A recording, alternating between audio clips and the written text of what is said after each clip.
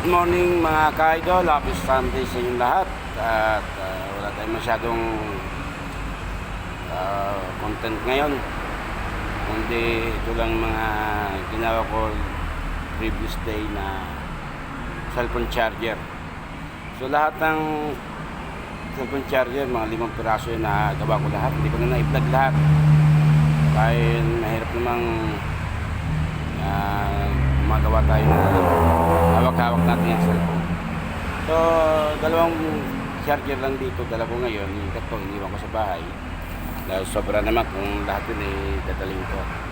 So backup ko na lang yung tatlo just in case na masira tong charger.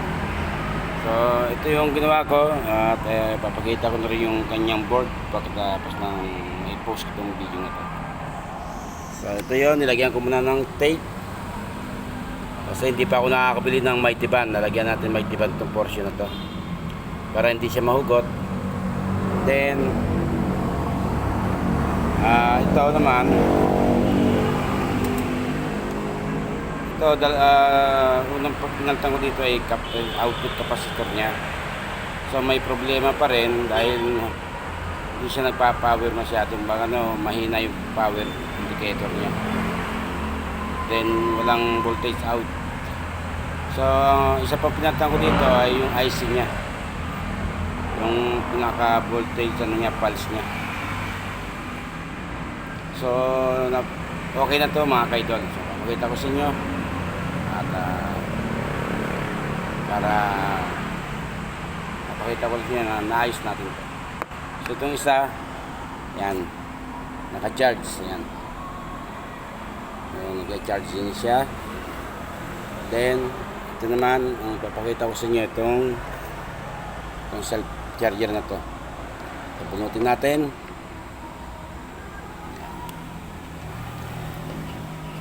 Saksak natin. Papakita ko sa inyo mga ka-idol, may ilaw na siya. Ayan, ito nyo. Kasi unang ano ko dito, testing ng capacitor lang ang pinaltan ko ay hindi ganito kalakas ang ilaw niya.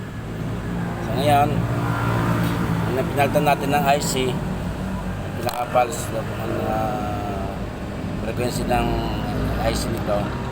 So okay na siya mga kaidol. Pakita ko sa inyo.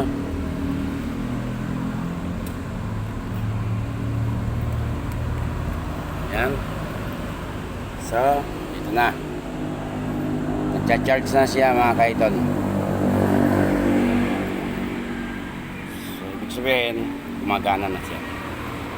So 5 yung ginawa ko mga kaidol at may pang-6 pa pero masyado nang marami, so standby na lang muna yon kasi itong 5 charger sobra na to para sa akin.